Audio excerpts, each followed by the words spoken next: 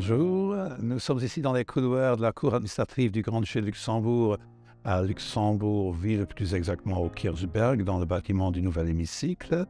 Et sur les murs, vous voyez des peintures, essentiellement des peintures à l'huile, du peintre belge Armand Jammer. Qui était Armand Jammer? C'est un peintre d'école liégeoise qui est né en 1870 à Liège, qui fait d'abord, parce que ses parents l'exigent ainsi, à la fin du XIXe siècle, des études de droit. Son frère aîné a fait le droit, donc il faut bien que le second le fasse aussi. Les parents veulent qu'il ait une situation et en aucun cas ils ne voudraient qu'il se passionne trop pour ce qu'il aime tellement faire, c'est-à-dire des dessins, des peintures, et ils lui disent « fais quelque chose de sérieux ». Lorsqu'il a son diplôme de droit en poche, avec distinction, lorsqu'en plus il est candidat notaire, c'est en 1894, il dit à ses parents « voyez, j'ai tout fait pour vous maintenant, est-ce que je n'aurai pas droit à au moins 3 années pour aller à l'académie pour faire ce que moi je veux faire, c'est-à-dire la peinture ?» Et il se tombe d'accord apparemment, et déjà après 2 années en 96, il raconte à ses parents « j'ai déjà vendu tellement de tableaux, j'ai déjà tellement bien pu faire, je sens que je peux faire ma vie avec la seule peinture, j'ai pas besoin des professions de droit. » Et vous avez alors ici à Luxembourg plusieurs amis qui, pour contrebalancer le travail des juges, le juge ne voit que des problèmes. Il doit toujours trouver des solutions. Et donc, pour quelque part contrebalancer cela, une des possibilités que nous avons trouvées à plusieurs, c'est de nous intéresser à l'art, aux belles choses, de regarder dans un tableau et d'y trouver un équilibre, un rééquilibrage par rapport à la problématique que nous sommes en train par ailleurs dans notre profession de solutionner. Il faudra toujours, pour trouver l'équilibre, mettre du beau pour résoudre du moins beau. Et donc, c'est ainsi que plusieurs d'entre nous sommes arrivés à la collection des peintures, et notamment parce qu'on trouvait à Luxembourg des peintures de Armand Jammer, qui a exposé ici, on s'est intéressé à ce peintre. Et de fil en aiguille, comment les choses se passent, on a beaucoup de contacts internationaux.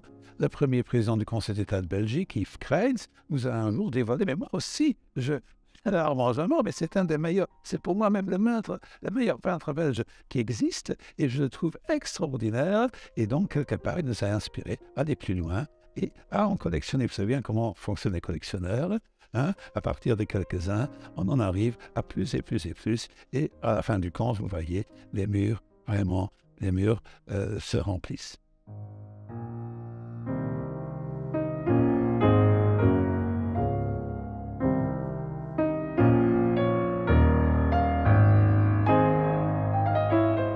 Pourquoi est-ce qu'on collectionne des tableaux? Il faut y trouver un intérêt.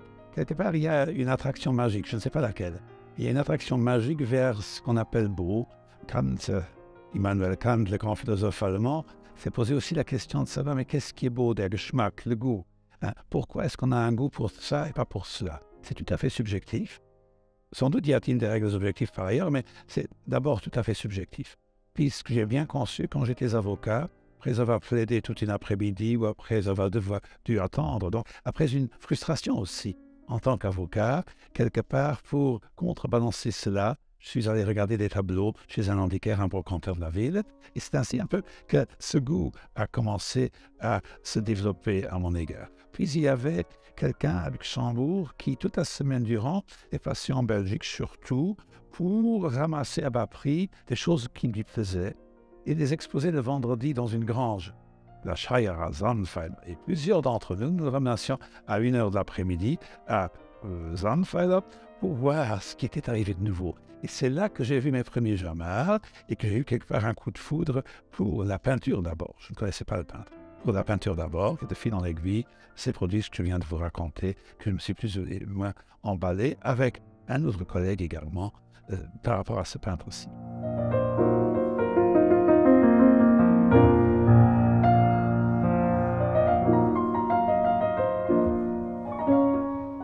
Alors, ce qui est extraordinaire pour Armand Jammer, c'est qu'il a peint, mais dans des façons tout à fait différentes.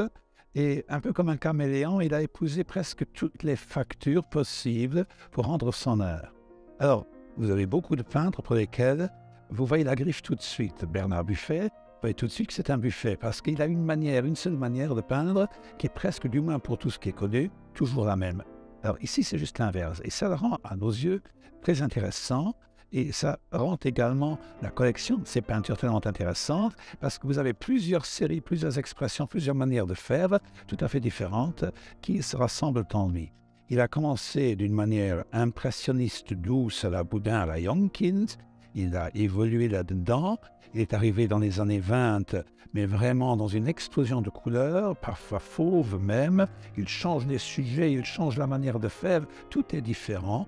Et puis à partir de 29, il rencontre à Bruges le docteur de Winter qui lui suggère alors toutes sortes de choses et qui l'amène d'abord vers la sobriété, vers un expressionnisme épuré et puis à la fin vers la peinture de différents cycles dont Till Eulenspiegel, les différents passages par la Passion du Christ, également les différents passages par la Commedia de Dante, et enfin le grand poème de la création, où Jamard alors atteint un niveau d'abstraction jamais obtenu jusque-lors, mais qui est aux antipodes affectives par rapport à tout ce que nous voyons ici, qui sont quand même vraiment des peintures figuratives, même si le style a bien évolué au courant de la carrière du peintre.